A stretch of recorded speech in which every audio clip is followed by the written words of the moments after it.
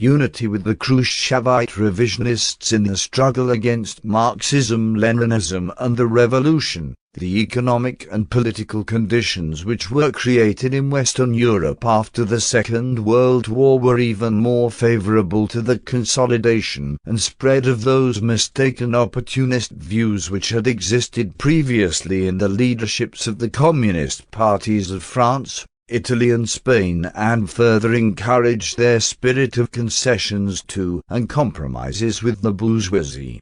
Amongst others, such factors were the abrogation of fascist laws and of other measures of restriction and compulsion which the European bourgeoisie had adopted from the first days after the triumph of the October Revolution and had maintained up to the outbreak of the war, with the aim of restraining the upsurge of the revolutionary drive of the working class, to hinder its political organization and prevent the spread of the Marxist ideology.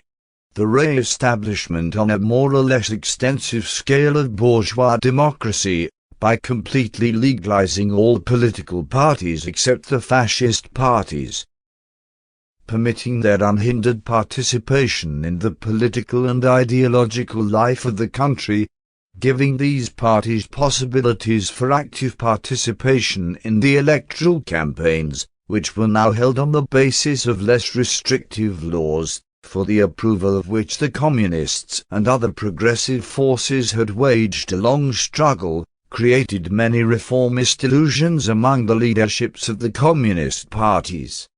The view began to establish itself among them that fascism was now finished once and for all, that the bourgeoisie was no longer able to restrict the democratic rights of the workers, but on the contrary would be obliged to allow their further development.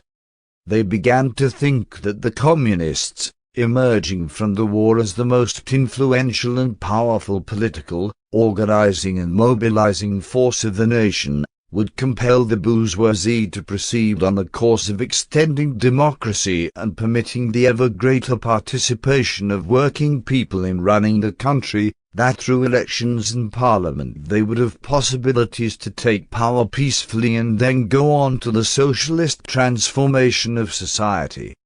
These leaderships considered the participation of 2 or 3 communist ministers in the post-war governments of France and Italy not as the maximum formal concessions which the bourgeoisie would make, but is the beginning of a process which would develop gradually up to the creation of a cabinet consisting entirely of communists.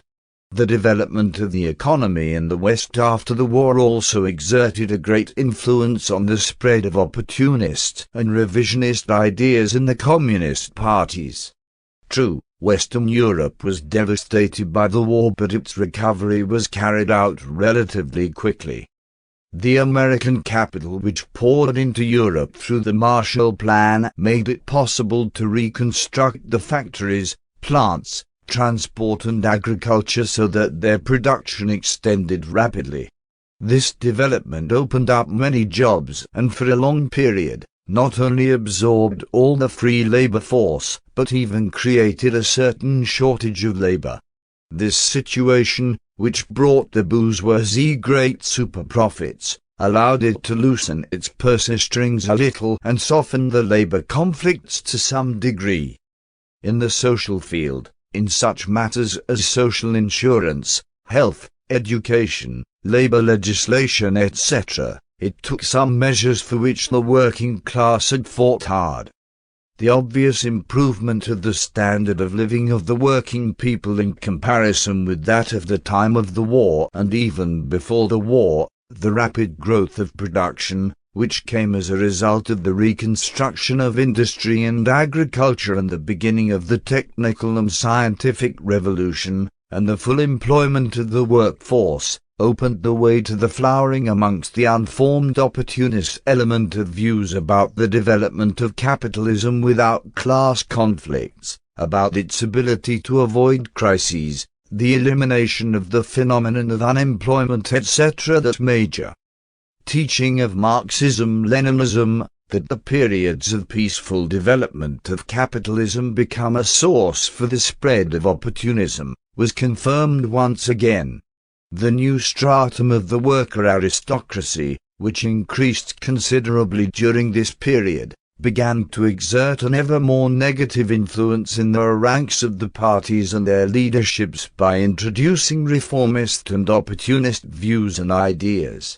Under pressure of these circumstances, the programs of these communist parties were reduced more and more to democratic and reformist minimum programs, while the idea of the revolution and socialism became ever more remote. The major strategy of the revolutionary transformation of society gave way to the minor strategy about current problems of the day, which was absolutized and became the general political and ideological line. In this way, after the Second World War, the Italian Communist Party, that of France, of Great Britain, and after this, that of Spain too, gradually began to deviate from Marxism-Leninism, to adopt revisionist views and theses, and to take the course of reformism. When Khrushchevite revisionism emerged on the scene, the terrain was suitable for them to embrace it and unite firmly with it in the struggle against Marxism-Leninism. Apart from the pressure of the bourgeoisie and social democracy within their own countries, the decisions of the 20th Congress of the CSU exerted a great influence on these parties to go over completely to anti-Marxist, social democratic positions. The first to embrace the line of the 20th Congress of the CSU were the Italian revisionists, who immediately after that Congress loudly proclaimed the so-called Italian road to socialism. As soon as fascism had been overthrown, the Italian Communist Party had come out with an opportunist political and organizational platform. When Palmiro Togliatti landed in Naples on his return from the Soviet Union in March 1944, he imposed on his party the line of class collaboration with the bourgeoisie and its parties. In the plenum of the National Council of the party, which was held at that time, Togliatti declared, "We do not put forward the seizure of power as the objective of our struggle, because of international and national conditions. We want only to destroy fascism completely and to create a truly progressive, anti-fascist democracy. The IC must view every problem from the angle of the nation, of the Italian state." In Naples, Togliatti put forward for the first time the idea, and indeed the platform, of what he called the new party of the masses, which differed in class composition, ideology and organizational forms from the Communist Party of the Leninist type. It was natural that, for a policy of unprincipled alliances and a policy of reforms which Togliatti wanted, he needed a reformist party, a broad unrestricted party which anyone could enter or leave whenever he liked. Many years later a collaborator of Togliatti wrote, "His notion of a mass party which has its roots in the people assumes all its proper value if we link it closely with the national component of the communist struggle. Their objective, in fact, is to achieve profound changes in society by means of reforms. With the liberation of the country, the working class of Italy hoped for profound social justice, expected that things would change and that at last it would have its say. But this did not occur.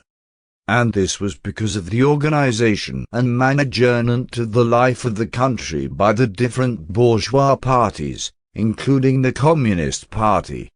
To deceive the masses and to give them the impression that their voice was being heard in the governing of the country, they arranged political life with majority and minority parties, with parties in office and parties in opposition, with all the parliamentary games and tricks, with all their lies and humbug.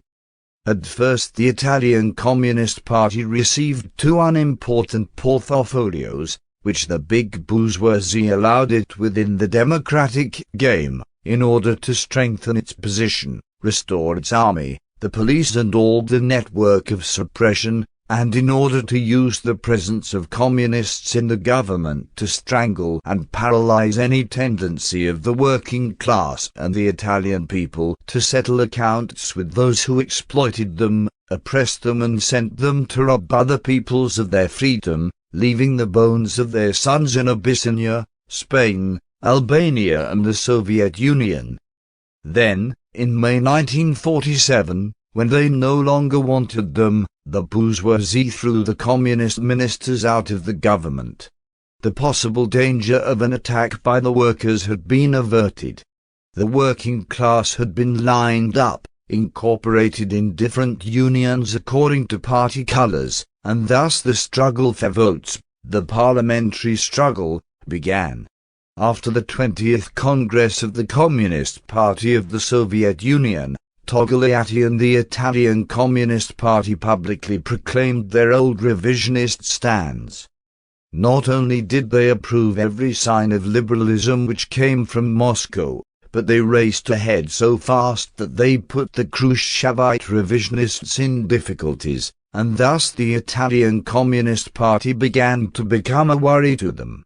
The Togliatti supporters approved the revisionist course of de-Stalinization, applauded the Khrushchevites' mudslinging at Stalin and Bolshevism, applauded the Khrushchevites' course for the destruction of the socialist foundations of the Soviet state, were in favor of revisionist reforms and the policy of opening up to the capitalist states, especially the United States of America. As revisionists, Togliatti and his supporters were fully in agreement with Khrushchevite peaceful coexistence and rapprochement with imperialism. This was their old dream of collaboration with the bourgeoisie on the national and international plane. On the course on which the Khrushchevite Revisionist Party had set out in the Soviet Union, it needed unity and friendship with the Italian Communist Party. It needed the support, in particular, of the two revisionist parties of the West, of France and Italy, which were two big parties with a certain international authority. This was the reason for the honors which the Khrushchevites paid these two parties, and together with the honors, which were obvious, went big subsidies under the lap. Just as the Khrushchevites hastened to turn the Soviet Union into a capitalist country, so Togliatti and company hastened to integrate themselves into the Italian capitalist order. In June 1956, in the report submitted to the CC of the Italian Communist Party under the flamboyant title The Italian Road to Socialism, Palmiro Togliatti launched a series of theses so blatantly anti-communist that Khrushchev was compelled to tell him that he should restrain himself and should not cross his bridges so hastily. At that time Togliatti put forward the question of the integration of socialism into capitalism, as well as the thesis denying the role of the Communist Party as the sole and indispensable leader of the struggle of the proletariat for socialism. He said that the impulse towards socialism might come even where there was no Communist Party. These theses were identical with those of the Yugoslav revisionists. It is not accidental that the Italian revisionists proved to be ardent supporters of the rehabilitation of the Yugoslav revisionists.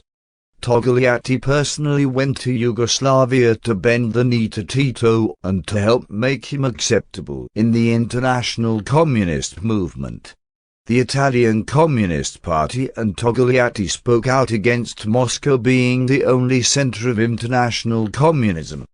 They preached polycentrism, the aim of which was the creation of a new revisionist bloc, headed by the Italian Communist Party, which by opposing the Soviet revisionist bloc, would raise the authority of the Italian Communist Party in the eyes of the Italian and world bourgeoisie. Togliatti thought that he would win the trust of the Italian monopoly capital in this way and be invited to join in its dance. Khrushchev saw the danger of the revisionist parties, both those of the countries which were members of the Warsaw Treaty and those which were outside it, breaking away from the tutelage of Moscow, Therefore he tried to preserve unity. However, Togliatti's polycentrism and Khrushchev's unity were opposing and unreal things. Revisionism splits and does not unite. The revisionist party of Togliatti today, under Longo and Berlinguer, has steered an obscure and by no means clear course. Intellectualist and social democratic views have made deep impressions on its line and stands. The leader of the Italian Communist Party, Palmiro Togliatti, manifested these views with increasing stridency, up to his famous testament, which he wrote a short time before he died in Yalta. This testament represents the code of Italian revisionism on which the views of Eurocommunism in general are based today. After the 20th Congress of the CPSU, modern revisionism found an environment suitable for its spread in the French Communist Party also. The idea of parliamentarism, the idea of alliances with social democracy and the bourgeoisie, of struggle for reforms, had long been implanted in the leadership of this party. This was not proclaimed openly as it is now, that is, it was not raised to a theory. But the opposition to and struggle against fascism, the struggle for the defense and development of democracy, for the improvement of the situation of the working people, all of these actions correct in principle and also correct as tactics, were not linked by the French Communist Party with the final aim, with the socialist perspective. For the leadership of the French Communist Party, this perspective was obscure, or something which was accepted in theory but was considered to be unrealizable in the conditions of France. The French Communist Party, as we said, had avoided changing the war for national liberation into a people's revolution, had turned away from the struggle for the armed seizure of state power. The working class and its party shed their blood, but for whom? In fact, for the French bourgeoisie and the Anglo-American imperialists. How should this course of the French Communist Party be described? Bluntly, betrayal of the revolution. Politely, an opportunist liberal line. It is true that the French Communist Party was not liquidated either by the German occupiers or by reaction, but the negative phenomenon occurred that, with the liberation of the country, the partisan forces which were led by the party were disarmed by the bourgeoisie, or more precisely, the leadership of the party itself took the decision that they should be disarmed since the homeland had been liberated. With the liberation of the country, the bourgeoisie again took power while the communists were left out of the banquet.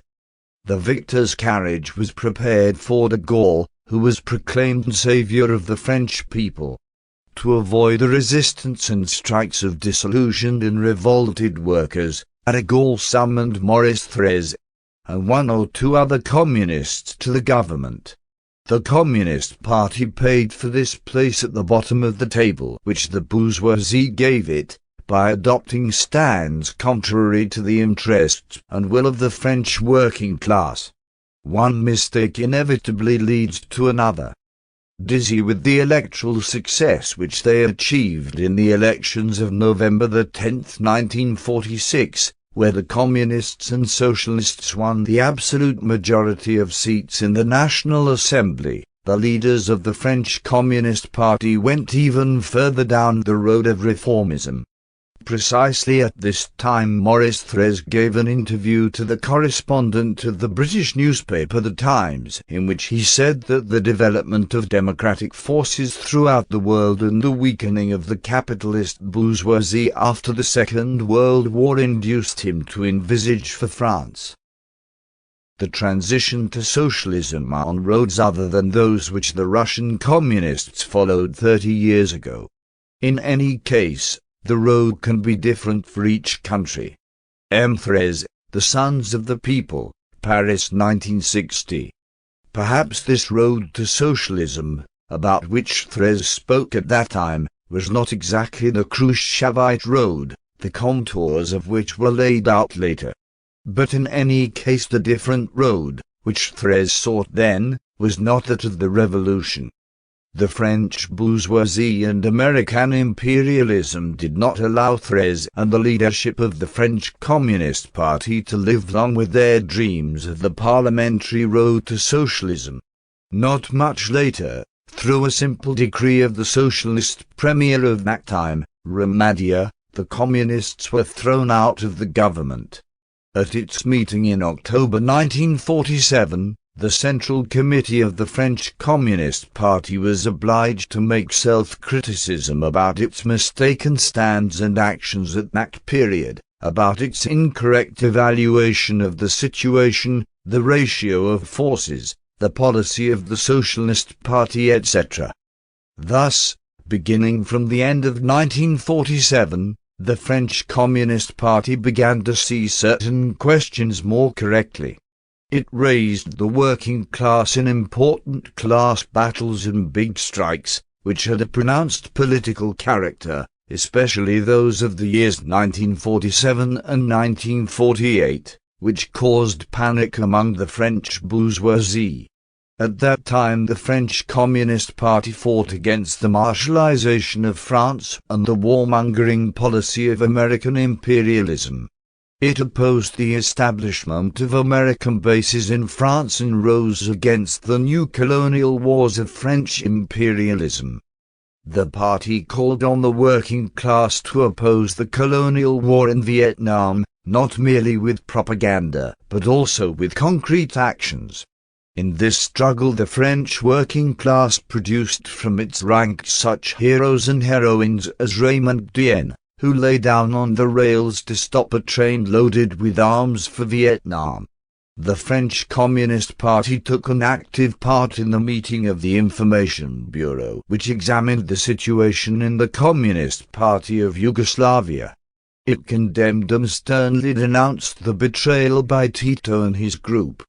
However, after the death of Stalin and Khrushchev's advent to power, vacillations and deviations appeared again in the line of the French Communist Party and the stands of its leaders. These vacillations were apparent as early as 1954, in its attitude towards the liberation war of the Algerian people. What did the French Communist Party do to assist this war? It waged only a propaganda campaign and nothing more.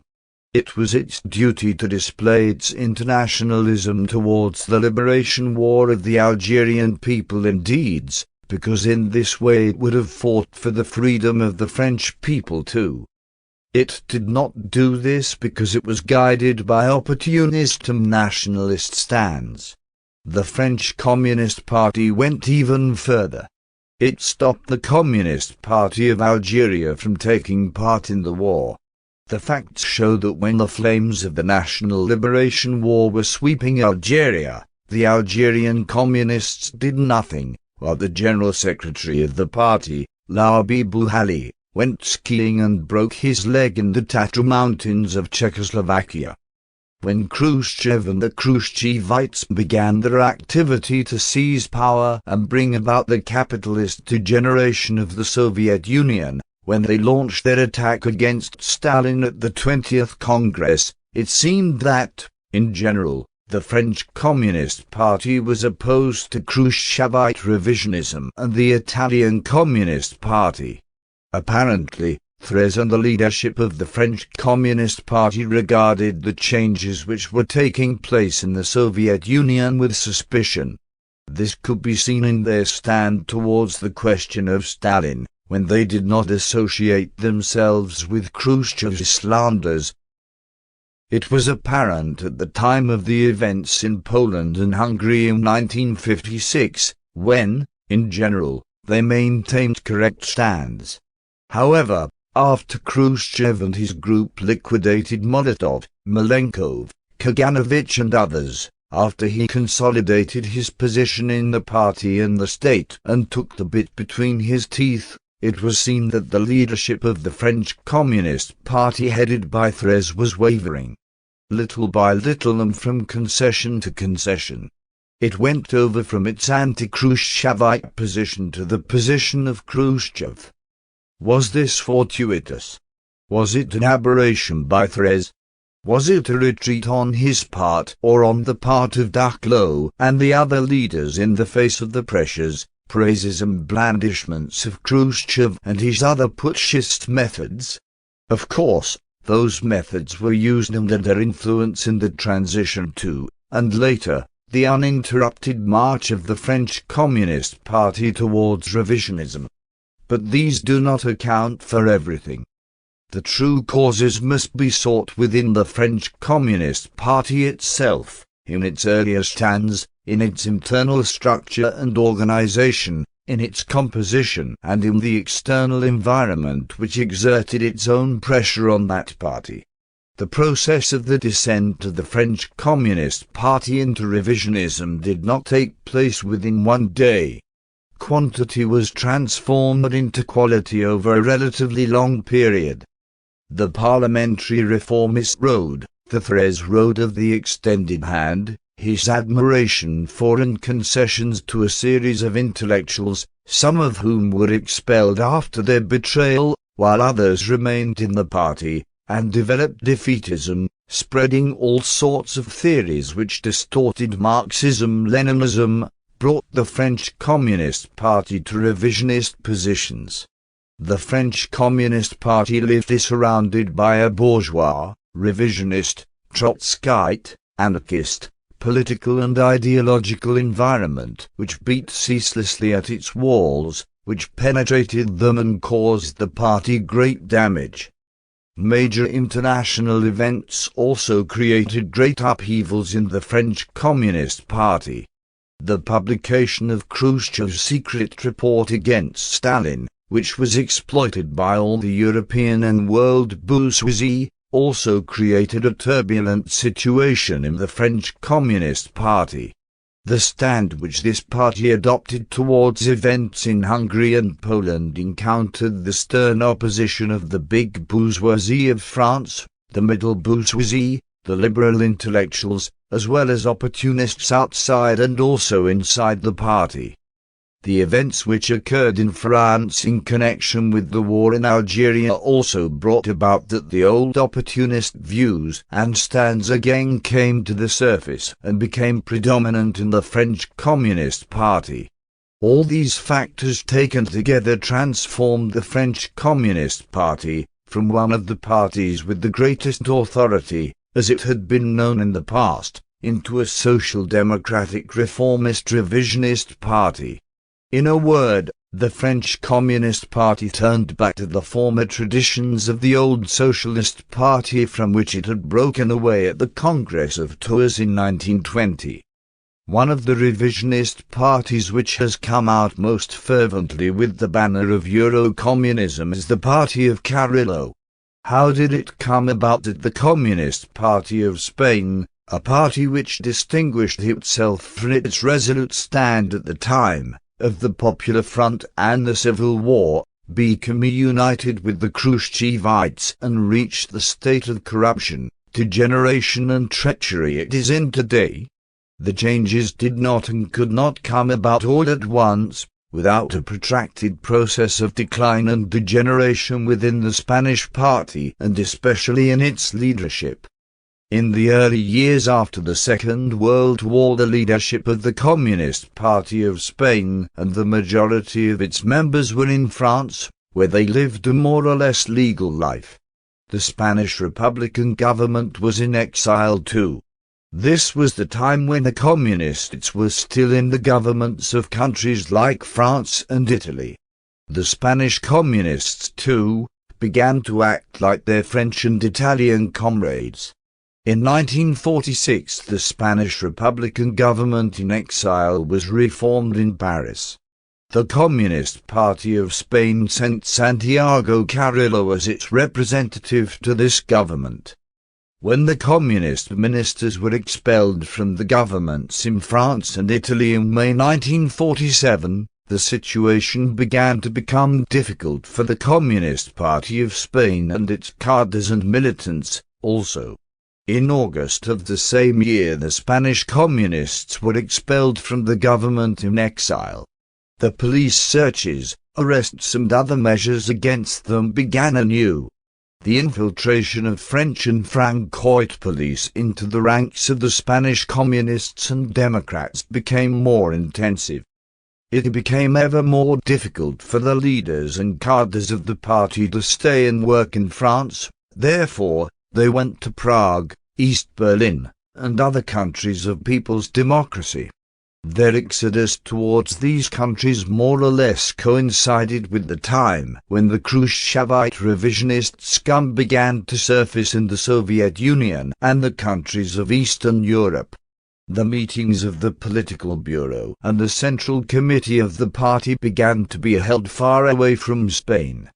Those communists, who had known the harsh conditions of the civil war and illegal life in Spain, the difficulties and privations of life in exile in France, began to get the taste for the luxury and comfort of the castles of Bohemia and Germany, to become acquainted with the blandishments and praise, as well as with the various pressures of the Khrushchevite revisionists, the apparatchiki and their secret agents. As events showed, the leadership of the Communist Party of Spain became one of the most obedient blind tools of Nikita Khrushchev and those of his group. In 1954 the Fifth Congress of the Communist Party of Spain was held. At that Congress the first elements of the spirit of pacifism and class conciliation became apparent, of that spirit which, a little later, was to become the platform of Spanish revisionism and would find its most complete expression in Carrillo's ultra-revisionist work of betrayal. Adopting the Khrushchevite road of peaceful transition to socialism, the Central Committee of the Communist Party of Spain published a document in June 1956, on the occasion of the 20th anniversary of the Civil War, in which it formulated its policy of national reconciliation. The Communist Party of Spain expressed its support for an agreement between forces which 20 years earlier had fought one another with opposing armies. A vengeful policy will not help to get the country out of this situation. Spain needs peace and reconciliation between its sons. See Colombo, The History of the Spanish Communist Party, Milan 1972. Said this declaration: "The time of the resolute stands of the Spanish Communists against the dictatorship of Primo de Rivera." The dictatorial fascist regime of Primo de Rivera ruled in Spain from 1923 to 1930. And the general's pronunciamiento, stands which had increased the influence of the Communist Party among the masses and had strengthened and tempered it, had passed. Now was the time of the line of the most vulgar opportunism, of blandishments and of bending the knee to the bourgeoisie and its parties, to the Catholic Church and the Spanish army, a line which was to rank the party of Dolores Ibárruri and Carrillo among the typically social democratic parties. We were unaware of the internal process of retrogression which had occurred in the Communist Party of Spain, but at the meeting of the Communist and Workers' parties in Moscow in November 1960, when the Party of Labour of Albania openly exposed modern revisionism and especially Soviet revisionism, headed by the traitor to and renegade from Marxism-Leninism, Khrushchev, the Communist Party of Spain and Ibárruri personally attacked us in the most vicious way. Thus, when it came to defending Marxism-Leninism, the leaders of the Communist Party of Spain savagely attacked the Party of Labour of Albania and defended Khrushchev and his group of traitors to Marxism-Leninism. Time proved that our Party of Labour was on the right road, on the Marxist-Leninist road, while the Communist Party of Spain, headed by Ibárruri, had lined up totally in the camp of renegades from and enemies of communism. After 1960, major quarrels and differences emerged in the Communist Party of Spain, which led to its splitting, as a result of which two anti-Marxist revisionist groups were created, the one pro-Soviet, with Lister at the head, and the other, a faction led by Barury and Karillo, which sought independence from Moscow in order to adopt the line which later took the name Eurocommunism.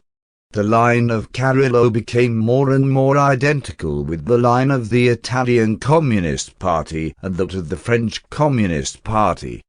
Likewise, it conformed with the line of the League of Communists of Yugoslavia. Thus a still structureless unity began to crystallize between Titoism, the Italian Revisionist Party, the French Revisionist Party, and the Spanish Revisionist Party of Barury. At the time when this grouping of West European revisionists, including Tito, which wanted to break away from Moscow, was being formed, Mao Zedong's Communist Party of China welcomed Karillo to Peking and had close and intimate talks with him. What the content of these talks was has not been revealed, but time is showing that the Chinese revisionists and the Spanish revisionists have many things in common. Therefore, open official links between the Chinese Revisionist Party and the Spanish Revisionist Party will be established before long. Karillo also adopted the political orientations, the aims, strategies and tactics of the Italian and French revisionist parties for the establishment of close collaboration with the reactionary bourgeoisie and the bourgeois capitalist states. However, the Communist Party of Spain still did not have legal status. For this reason, even under Franco, it made great efforts to be legalized within Spain. Francoism and Franco did not allow such a thing. After the death of Franco, with the coming to power of King Juan Carlos, Karillo achieved some results in the direction of legalizing the party. However, in return for this legality, he had to make such statements and such colossal concessions in principle that even the French Communist Party and the Italian Communist Party had not permitted themselves to make to the capitalist bourgeoisie of their countries.